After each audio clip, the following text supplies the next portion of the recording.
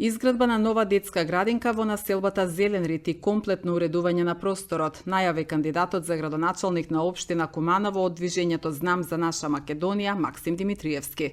Почитувани сограѓани од населба Зелен рит, на оваа локација овде, кај што е планирана изградба на детска градинка, во минатото беа дадени милионски суми за оштета по судска пресуда од страна на општината кон поранешните собственици на земјиштето.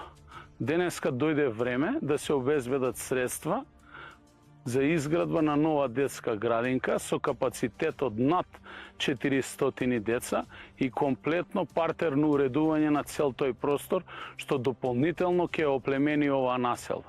Исто така сакам да ви информирам дека е во план и изградба и довршување на сите краци на улица Авној и завршување на фекалната канализација, која што е деценијски проблем.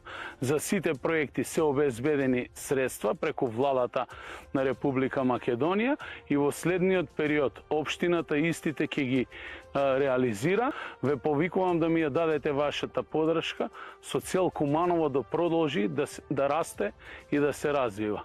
Одиме нов резултат за нова победа за наше Куманово. Димитриевски на синокишниот граѓански собир кој се одржа на булеварот Октомвриска револуција кај поранешен Мај Маркет ги информираше граѓаните дека во местната заедница Панче Пешев и во Гојчо ќе биде воведена втора зона за паркирање која ќе биде во целост бесплатна за паркирање за сите резиденти во тие местни заедници. Воедно ќе се обезбедат повеќе паркинг места и истите ќе бидат уредно обележани и уредени.